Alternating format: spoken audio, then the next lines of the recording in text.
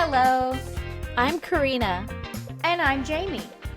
Welcome to As Told by ADHD. This podcast is the brainchild of two best friends with ADHD who share a passion for learning and a knack for finding the most fascinating tidbits of knowledge. Each week, we embark on a wild and hilarious journey of discovery as we dive headfirst into topics that pique our curiosity.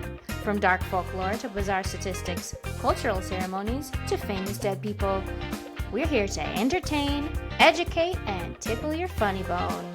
This week on As Told by ADHD, we are talking about the rise and fall of empires or kingdoms or whatever the heck we came to the table with today. Fair.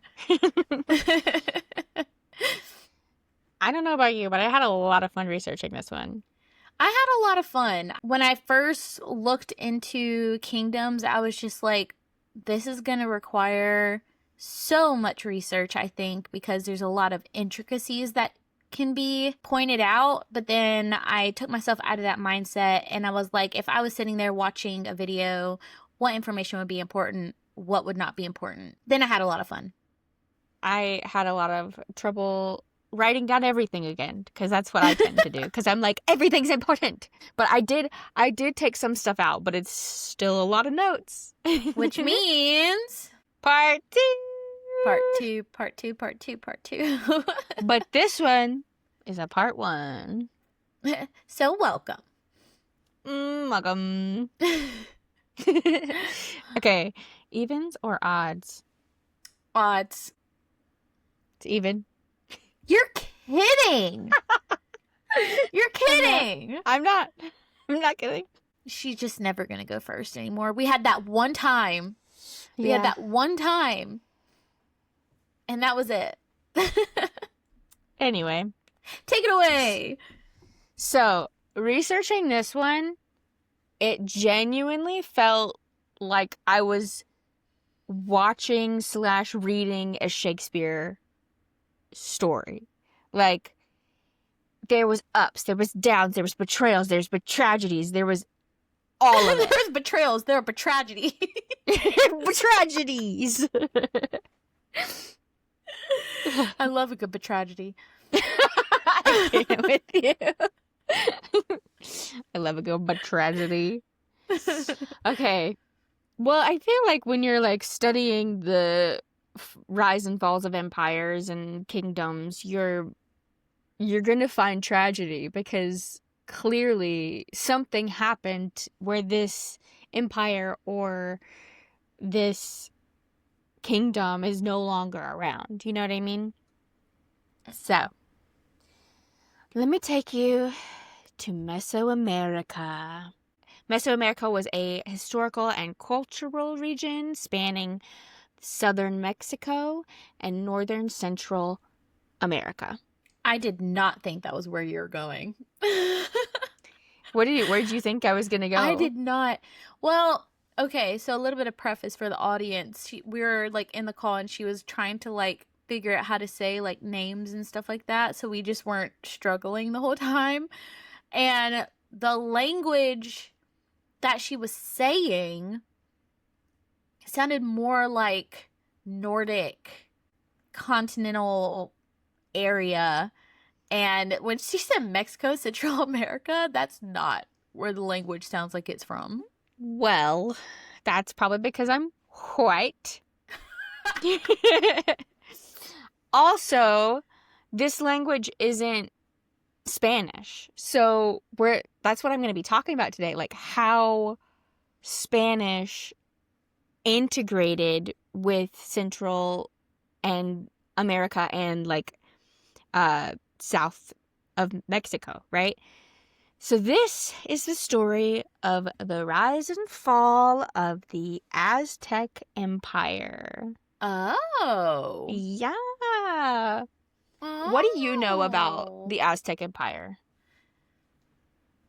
Testicle fruit. The avocado. That's all I really know. And that the world was supposed to end in 2012. That's Okay. pretty much it because of the Aztec calendar. That was like the last year they had or something like that. That's pretty much all I know about it. Okay. Well, today you're going to be learning a lot. I'm ready. You're so ready. I know you I'm so are. ready. I can look at your face and tell you you're ready. So, legend says that the Mexica people, aka the Aztecs, used to live alongside Huitzilopochtli, who was the god of war and sun. And they lived in a place called Aztland. And one day, Huitzilopochtli instructed the Mexica people to travel south and look for an eagle perched on a cactus with a snake in its mouth. And when they saw that symbol, they would know, without a shadow of a doubt, that's where they're supposed to be. And they traveled for a very long time and eventually found the eagle on the cactus with a snake in its mouth. And they founded Tenochtitlan. I don't think I said that correctly, but here we are. Here we are. And it was founded in 1325. Oh, wow. So it was around for a long time. Yeah. And I'm going to be honest. This would be a part 3 if I were to tell you everything that happened in this city before the fall of the empire. So I'm going to keep that so incredibly brief because if I don't, we'll be here all day. I mean, we can throw my story out the window. Like that's we can just take it. Well, no, we're already doing a part 2, and I don't want this to be a part 3. We're not doing that just yet. Okay, a brief history of how the Aztecs became the Aztecs. So it was comprised of 3 city-states. There was Texcoco, there was Tlacopan, and the hardest one to say, Tenochtitlan. Eventually, a bunch of stuff happened. Then they formed an alliance and became the Aztec people. And in this time period, it was very, very common that there were human sacrifices. I did know that, actually. Forgot, but I did know that. Yeah. And so, who do you think might be human sacrifices? I would assume maybe like a slave type of level peoples. Is that right? Most It's of the still time, unfortunate, but they usually would take the bottom of the barrel as they would see, like, people. Yeah. Oh, most definitely. So, eventually, Tenochtitlan, the emperor lived there. And it became the stronghold, like the main capital of the Aztecs. And they conquered a bunch of surrounding land, right? And within conquering these lands and these tribes and these villages, they became indebted to the capital and indebted to the emperor in a way.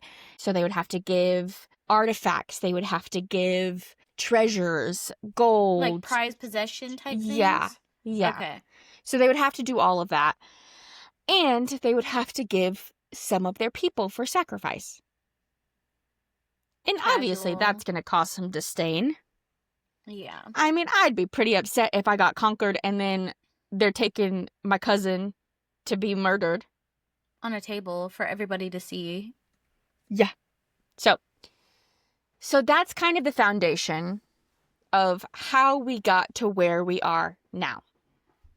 Okay.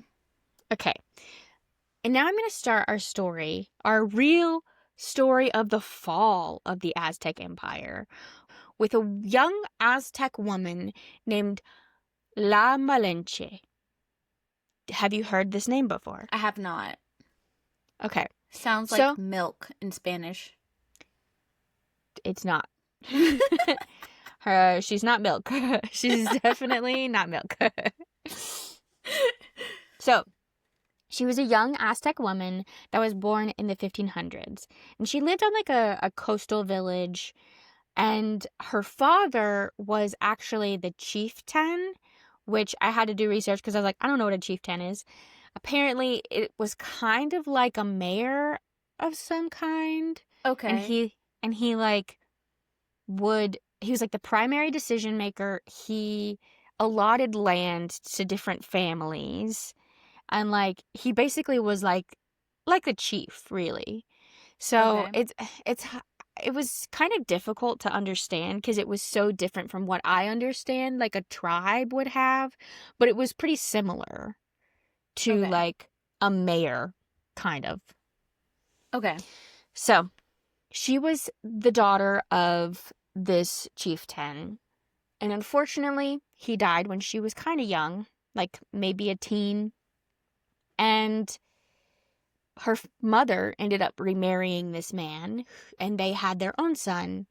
And her mom was like, well, you're not really useful to me, so bye. And she sold her into slavery to like traveling merchants that were like traveling around. And she ended up being taken to a different village who spoke a completely different language, which she picked up quite quickly. And so at this point, the language that she knew was her native language, which was Nahuatl. And she learned Yucantec Maya. Her original tribe is the tribe that founded the avocado. Nice. Also, I wish my mama would try. I have 6 brothers. So she would have been like, I have all these good, strong men that can be helpful to the tribe, and then I got this one little bitch. Okay. I wish she would try. Okay, I wouldn't just be like, okay, cool, goodbye. Like, I would be putting up such a fight. I wish she would try. I'd pull a Cleopatra's sister, and I would become the queen of a different country to try to take her down. Anyway, I like that. That's better. another story for another time. If you want to hear the story of Cleopatra's sister, I'll tell it because I love that story. Anyway, so she's kind of our foundation. She's what really helps this process move along faster. Because this happened within 2 years, which is historically fast for a empire to fall, you know? Yeah. Now I want to talk about a Spanish conquistador. His name Spicy. was Hernán Cortés. He was from Ooh. Spain, and he was born in 1485.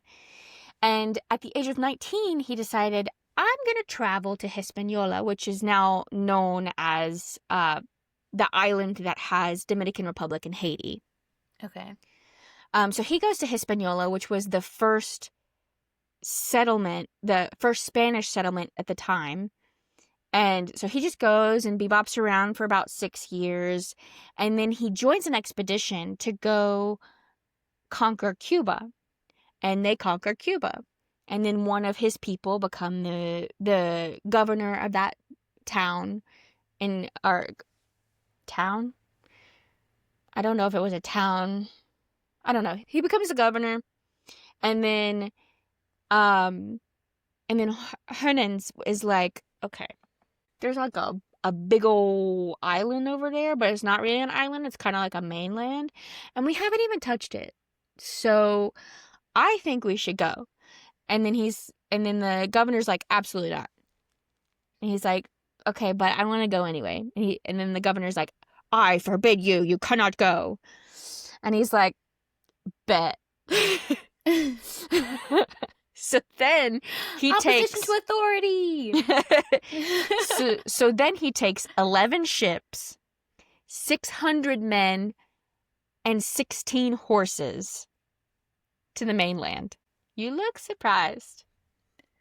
I mean, that's a lot to just kind of gather up and take, that.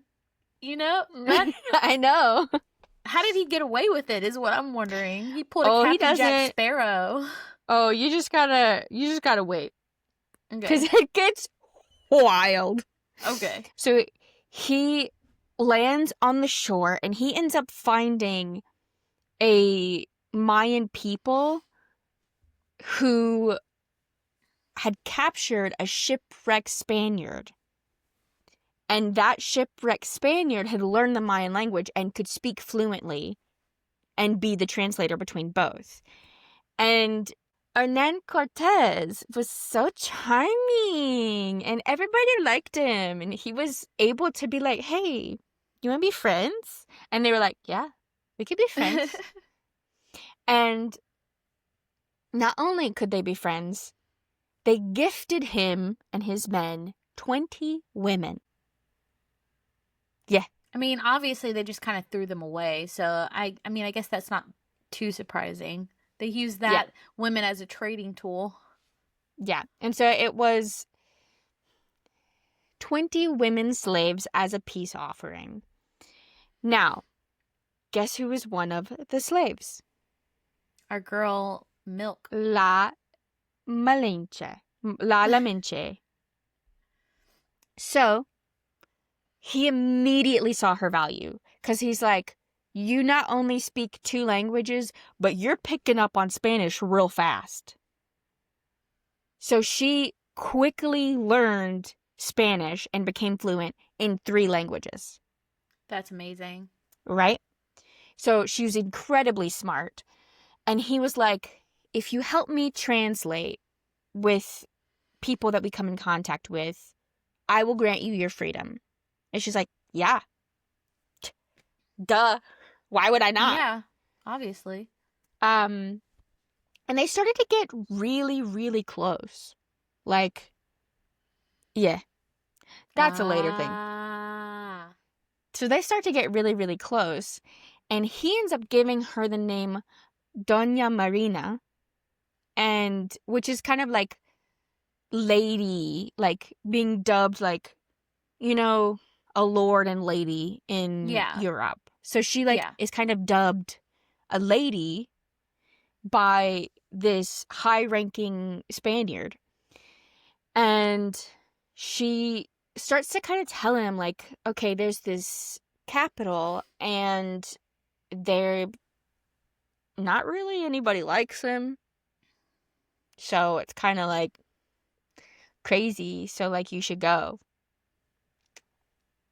At least that's what some of the story says. Because, like, she's also villainized a lot in early depictions of her.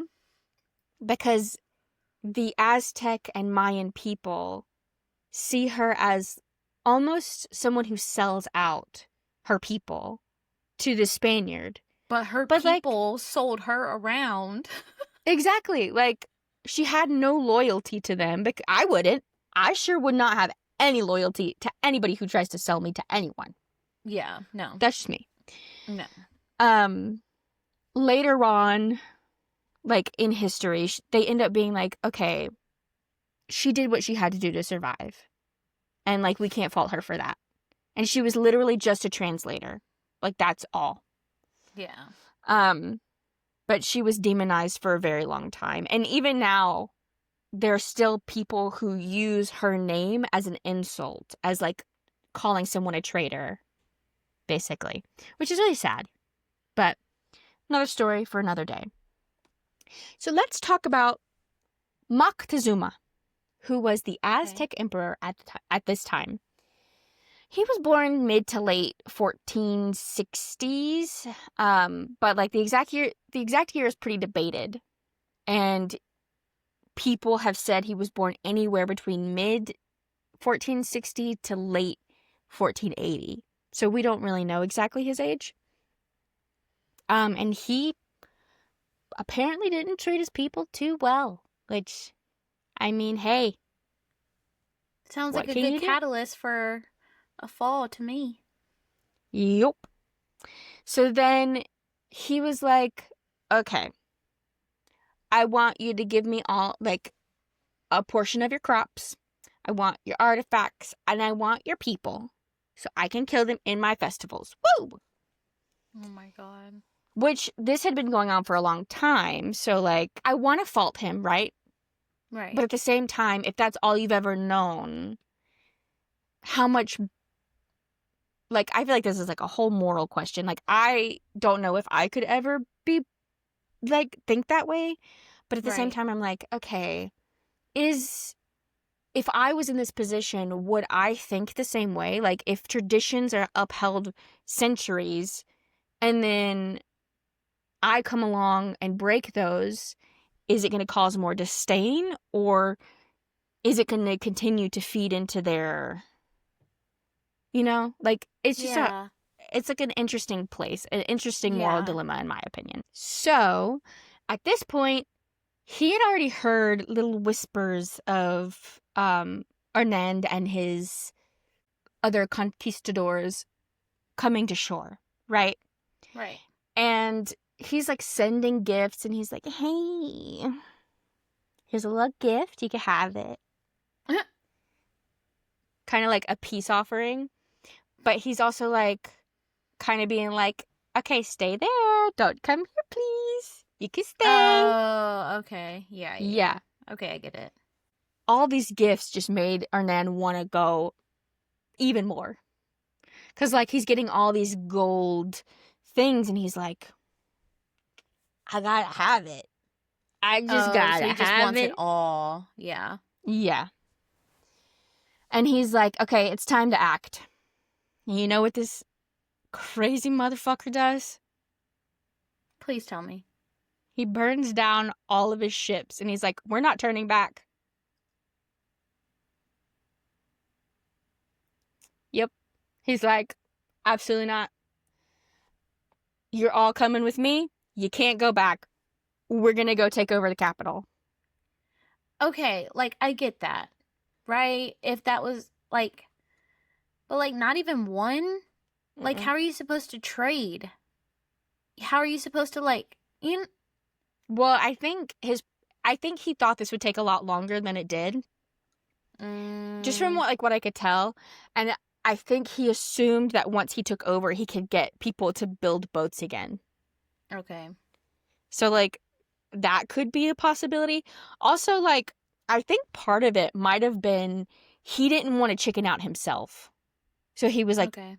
That's fair. I can't go back because if I go back, I'm going to be arrested. So I got to do this. So he burns his boats down. And he's like, bye, boats. I'm going to go. Bye, boats. So they end up getting attacked by this group of, like, natives, and they're known as the Tlaxcalans. And they end up depleting the Spaniards' numbers. After 18 days, Hernán's like, hey, you, like, there's no way that you like the emperor, right? There's no way. And they're like, no, we don't like the emperor. He keeps killing my cousin. And he's like, no, we don't like him. It's not fun. He keeps trying to take over our place, but we're fighting really hard and we don't like him. And he's like, do you want to come help me fight? And they're like, okay, we'll come help you fight. We'll take over the capital. And They so probably thought that they would end up rich, honestly. Yeah, I think so. So at that point, the natives that they are now traveling with, they had been in a 100-year war with the Aztecs. So they're like, let's fucking go. Let's get this over with. Wow. Right. And so they're like, I'm down. And on the way, they decided that they would all stop in the city of Cholula. And the Cholula used to be a city where it was like a religious safe haven. And they used to align with the natives that are now traveling with the Spaniards, but they switched sides. And now they are siding with the Aztecs. So they are now allies with the Aztecs. So the Spaniards and the natives go in and massacre as many people as they can find. That's tough. And it's very highly debated on why they did this. I think that there could be several reasons. So, like, one, it could be so they could get rid of a political enemy. Another one could be the Spaniards could have wanted to prove their loyalty to the natives. Or it could just be, like, a show of power of being like, hey, if you don't side with us, this is what's going to happen. Or it could have been all three. Like, I don't know. I mean, that kind of was the way it was back then. Yeah. That was kind of just like the basics of war, unfortunately. Right. So, after they slaughtered this town, they spent a lot of time getting there, but they eventually arrived to the capital. And when they arrived, Emperor Moctezuma was very, very welcoming and kind. And I bet you're wondering why. And this is also highly debated. But it is thought that there was a very important prophecy at the time that may have influenced his behavior towards them. So there was a god called Quetzalcoatl, and he apparently had left the Valley of Mexico heading east an extremely long time ago, before any of these people were born. And he was supposed to return in one reed, which was the name of a year on the Aztec calendar. And he was supposed to be coming from the east. Now guess who arrived in one reed coming from the east? Yep. Ah, okay. And it's okay. And it's highly believed that Moctezuma thought that Hernán was a god because he was leading all of these people. And they had horses, which I think I read somewhere that they had never seen horses in Mesoamerica before. So they're like, what are these things? What are these things? And they're all in like these shiny suits because they were all in armor. And they're like, these guys are crazy. What are they? So That's like insane. Imagine never seeing a horse before and not knowing they exist. And then I you're actually like, remember my first time seeing a horse. but did you know they existed before? Yes, I guess. Yeah, technically. See, like, But the shapes of them, like, were not, like, it was more like pony. Like, yeah. I was used to seeing cartoon ponies Mm-hmm. or cartoon little horses. So when I saw a real horse, it terrified me because it was so much bigger than me. It was just stomping around. It was a horse my mom was trying to buy, and That's crazy. That's crazy behavior. It scared the. Well, no, she trained to be to compete in. I don't know if it's in equestrian or she was going to be an equestrian or she was an equestrian. I can't remember. The horse that jumps over the thing. Yeah, I just can't imagine that your mom buying a horse. Like, that's she was that's training crazy. for the Olympics. So she just, like, I guess she kind of just wanted a horse so that she could, like, you know, do Train. stuff as, like, Fair. a hobby again. And this is when I was a little girl. So, but yeah, the first time seeing a horse literally terrified me. The thing was huge. Mm-hmm. Huge. It was like a monster to me. But anyways. Well, I knew what all animals were at the time when I was young because I watched Zaboombafoo. Oh, yeah. Such a fun show. I love that show. Anyway, that was our little side tangent. Here we are. We're back. So now we're back to Moctezuma. He invited the Spaniards into his home, so the palace, right? And eventually, the Spaniards kind of took over, and Hernán kind of started calling the shots, but using Moctezuma as the face of the throne, and they put him on house arrest, where Like, he wasn't allowed to leave. He wasn't allowed to do anything he wanted to do. But they were still treating him kindly enough where he didn't fight back. He was just like, okay, whatever. So they used his religion against him, probably. Probably. Well, we don't know for sure exactly what happened behind the walls, right? We don't know if he believed that or not. We just know that that was a prophecy at the time. It lined up with Hernán and the Spaniards coming in. And it is likely that he would have been religious in that time period.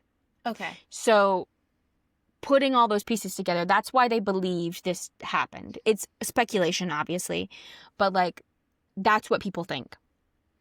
So everything seemed to be kind of going well. Moctezuma was now a puppet of the Spaniards, and everybody seemed kind of happy. But the governor of Cuba sent 900 men to Mesoamerica to deal with Hernán and his disobedience. Oh, crazy. No. So How many years later is this? this is within the same year. Within the same year. Oh, so okay, yeah. So I guess things took a lot more time to like get stuff done. Like, you can't send, an army next day to go after. Yeah. So okay. Yeah. So 'Cause I was like, how? Right. So this is within the same year. And Hernán is like, oh, I gotta go deal with this. So he goes to his friend Pedro de Alvarado, and he's like, hey, you take care of the capital and keep everybody happy. Everything's fine. Okay. I'll be back. Great. So he takes 250 Spaniards and he takes 200 natives to go deal with the 900 men waiting them on the shore. He couldn't have known that it was 900 men, though. No. Yeah. He probably didn't know it was 900, but because the tribes in Mesoamerica were so intertwined, news traveled really fast to get to him. So, I bet you're wondering who Pedro is. Yes. Pedro was this hot-headed conquistador who worked very closely with Hernán. And once Hernán was gone, Moctezuma was like, hey, so like, there's this like religious festival that we hold every year, and like, it would be really cool if we could like do that. Is that okay? And he's like, yeah. But the thing about Pedro is that everybody kind of knew he had disdain for the Aztec people. Why? Don't know. But he was kind of racist. He didn't like them at all. And so he was like, this festival could be, I can get rid of these people real quick. We could take it over. It'd be over with. So he planned to massacre them at the festival. He waited until the festival was in full swing. The guards, like the royal guards, were unarmed because they were participating in the festival. And they thought the Spaniards were on their side. So, like, they were like, okay, we don't need to be armed because they got us. And then the noblemen were, like, in the palace with some of the royal guards, and they're having a great time. And they're about to do a human sacrifice, and the Spaniards attacked. Okay. The Aztecs fought back, obviously. Fucking barehanded. You know what I mean? And all the while, Hernán was actually dealing with the Cuban governor's men. And he was able to, like, sneak up on them with all of his men, surround them, and fucking just get rid of all the people who were loyal to the Cuban governor. And then he was like, hey, if you want, like, riches and, like, really cool stuff and, like, notoriety and stuff, you should join me. And they were like, okay. So, like, half of the 900 men joined joined Hernan and his men and went back to the capital. They arrived at the capital to a massacre. And Pedro was like, it really upset me that they were doing human sacrifices, so I killed all of them. How does that make sense, my guy? How does that make sense? Like, what do you mean? Why? death It's does not pay for counterproductive. death, really. Exactly. So then he was like, okay, that's crazy. So he asked, well, once he got there, I forgot to say that he actually went to Moctezuma and was like, hey, can you call your men off? But Moctezuma, they were in full revolt. They were like, you are done. You are not our emperor anymore. We want your brother.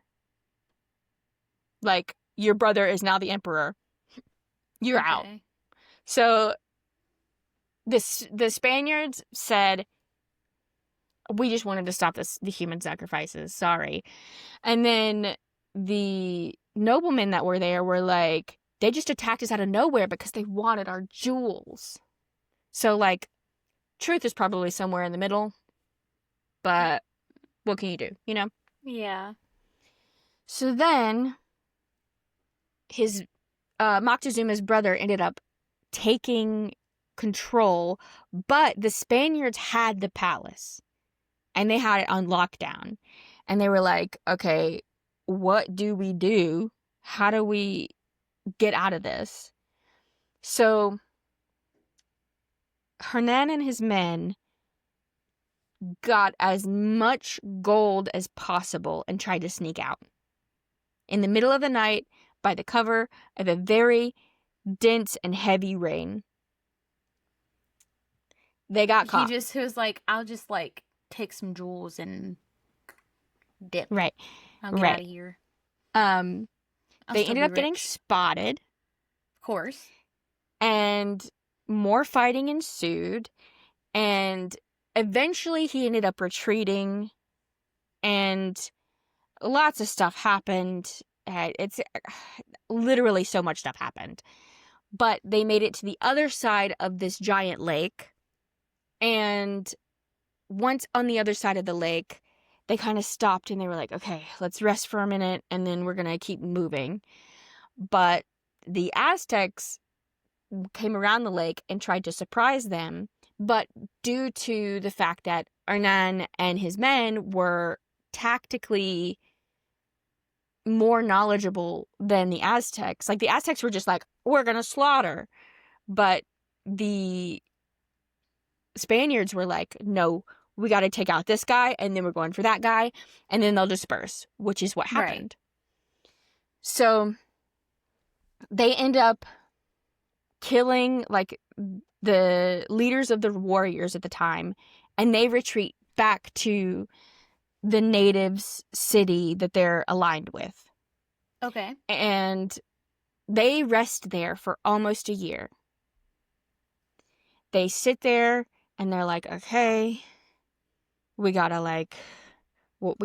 do something. I don't know what we're gonna do, but we gotta do something. And then they get word that smallpox has almost wiped out the Aztecs. Over 8 million people died of smallpox after they left. Mm-hmm. And this was brought from like the people who are coming over to like take over the land, like yeah, the Spaniards brought it over there, but the Spaniards had built an immunity to it, obviously. Right. And the Aztecs had no immune system against this because they had never been around it before. Right. So it basically wiped them out. And then they're like, okay, let's just go take it over now. They're mostly dead anyway. So they go back and they're expecting it to be a swift victory. It wasn't. Really? They fought hard. They were like, we're not going down without a fight. I mean, they literally have nothing to lose. Like, they were gonna die from this, like, disease. They're just like, they can just go on full on savage because, like, either Right. way they're gonna die. Yeah. Right.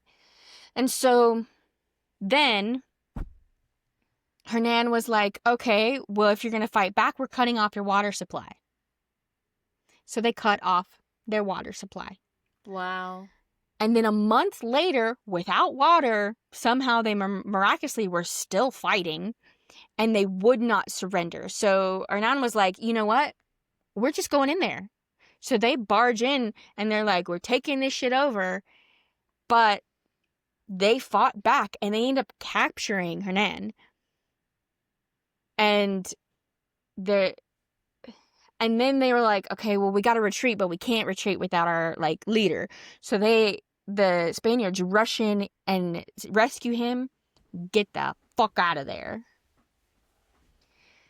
And they were still surrounding the Aztec capital. And about 3 months later, the Aztecs ended up surrendering. The emperor at the time, which was Moctezuma's brother. Oh, also, Moctezuma ended up dying. There's several things that it could have been. They're not 100% sure. Some people say it was an illness. Some people say it was an infection from a wound he got in one of the fights. Some people say that the Spaniards had no more use for him, so they just killed him. Like, there's so many stories of what happened to him, but we don't know. Okay. He died. But his brother on the throne was like, he didn't want to surrender, but he sent his men to surrender, and he tried to escape the city because he was going to try to, like, rally some people. But he got captured and ended up dying of smallpox. Wow. Yeah. Karma so then, for betrayal. Mm-hmm. So he has then, a tragedy happened to him. Btragedy. So then, after all of that, so much death, the Aztec Empire fell and was no more. And it was captured by Hernán and his men. And it became colonized by the Spaniards. And it is now where Mexico City stands. Wow. Mm-hmm. And so the lessons you can learn from this of, like, what exactly caused the downfall was the fact that the Spaniards had advanced weapons and significantly more tactical knowledge of how war works. Right. They also had a large number of native allies because the natives didn't like the emperor or the city. The hesitation from Moctezuma and not outright attacking, him inviting him in and letting him kind of take over everything also contributed. Right. And then the final kicker was smallpox. So it's insane. Not even, like, yes, there was wars and fights and battles, and I wouldn't necessarily say war. I guess I would just say fights and battles over this area. It's like an illness. Yeah. It's always illnesses. Yeah. Especially, like, in those cases. Yeah. For sure. That's crazy. And then, so Hernán ends up getting his translator woman pregnant, La Mente, or Donna Marina, and she has the first European and native child. So technically the first, there was a certain term they used. It was like the first mixed person in that region. Not biracial. It was like a specific term for that region. Okay. If I can find it, I'll put it up here. But yeah, she stayed there because she didn't want to leave. She didn't die of home. smallpox, which is Mm-mm. also crazy. But go ahead. Right. So she stayed there. She didn't want to leave. He went back and ended up getting like one of the greatest honors from the Spanish king. Like he ended up being like awarded some major awards and like given a very high position in the government or the army or something. And he ended up marrying a noblewoman in Spain. But yeah, So he lived happily ever after. basically. That's crazy. Left the baby Yeah. mama. Yeah. Well, she probably didn't. I don't know. I can imagine him being like, just come with us. And she'd be like, no, I don't want to. Yeah. Like, she had everything taken from her at a very young age.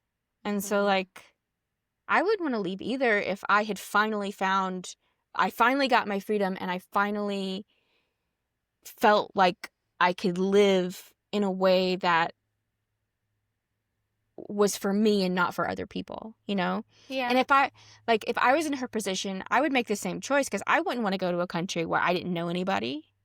Yeah. And like, I wouldn't want to, even though I knew the language, I wouldn't want to go and like be unfamiliar with the culture.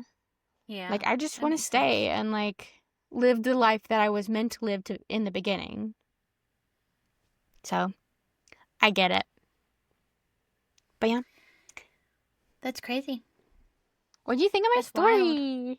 I thought it was really like interesting. I think that's the best way to put it, because of course we know of the Aztecs and we know certain quirks, what do you call it, of their ways and stuff like that, but I did not know that, like, smallpox seems so minute now, but it just kind of puts into perspective like why certain people, like, they have such harsh rules against like visiting certain parts of the world, you know, because like smallpox for us, like, our bodies are immune because of vaccinations and stuff like that when we're a baby, or just immune system build up from everything that we can get healed from. And then you go to another country or an island or something like that, and you literally could have a virus that hasn't manifested itself in the form of like a sinus infection or like whatever, but you can just have like this virus and you cough in the direction of somebody and it could take out their entire civilization. That's insane. Yeah. That's insane to me. Yeah, it's pretty crazy. But yeah, I thought it was a wild, bumpy ride. Like, it felt like there were twists and turns and ups and downs and like... Yeah, that was a good storyline. I like that storyline. Real good. The craziest part to me was that he burned all of his ships. Yeah, But like, what if he was also doing it to try to hide where him and his men were? Maybe that's also why it took a while. Pretty crazy. Food for thought. Food for thought. Food for thought. Yeah. That's really... Wow. Yeah. Wow. Wow. Poppy was very relaxed during that story time. Nice. You can say hi, Poppy. Hi, puppy. Little baby. Oh. That's a sleepy girl right there. So sweet. I know. She thinks JJ's voice is so soothing. Oh. Oh. So soothing. Oh, it's her so sleepy. That's so cute. Makes me want to go cuddle with Freddy. But anyways, what are you going to do nice for yourself this week? Weekend into the week? Me? Yeah. Me. I'm going to take it easy because the last like 2-ish weeks I've been in and out of a flare with my autoimmune disease, and like I've just been going too hard and I need to just chill. But like it's so I feel that. hard. I like to do stuff. She does like getting stuff done. She is big on getting stuff done. But yeah, I definitely agree. Every single time she calls me and she's just like, I just did this, and this. And I'm just like, and how are you feeling? I was like, what's your body doing? Is there a flare up coming on? Like, how are you? Like, and then I'm pretty like, much every I'm single not time. great. Yeah, she usually says, yeah, not great, but it'll be okay. And then it's not okay. Oh well. Well, then, like, you guys need to tell us in the comments, what are you going to do nice for yourself this weekend/week? And drink your water. Mm-hmm. Well, hold on. What are you going to do? What am I going to do? Yeah. I'm going to cuddle this little cutie. Look at her. Oh my goodness. I can't. Just for context, this is Poppy, my cat. On my personal TikTok, she has about 30,000 views and like 2,000 likes on her watching my boyfriend play Call of Duty. She's a popular little one on my TikTok. So cute. Oh my goodness. Just look at her. She's cleaning She herself said, so "What?" good. But yes, I'm gonna love on my kitty. Nice. And I'm gonna make more time for myself. I'm really bad at doing that. Especially because I'm in mad at you about school. it right now. I'm in college right now, and I feel like my classes are taking up every waking moment of my day. So I decided that when we record, which is usually on like a Monday or something, I've decided to take the rest of that day to relax and start on schoolwork Tuesday, and then yeah. So I'll be taking the day for myself. Good. Well, you drink your water, and so do you. Yeah. All of you. All of you drink your All of water you. right now. It's you have so water? good for you. Do you have water? I think they have water. They should get have water right now. by now. They should know that when they listen to our podcast, like Water. exactly. Association. Exactly. If you don't like water, put a liquid IV in there. Make it taste good. Get those electrolytes, because that's even better for you while you're Exactly. drinking water. Ooh, you're gonna make me mad if you don't drink your water. She's getting heated over water. Damn. Want it up. Okay, well, everyone, take a moment for yourself today and just breathe. And we'll see you in part 2. Goodbye. Goodbye. Goodbye. That's so cute. Poppy, oh my god. Okay, not down there. We're not gonna do that. Not on camera, baby. Not on camera. Bye, guys.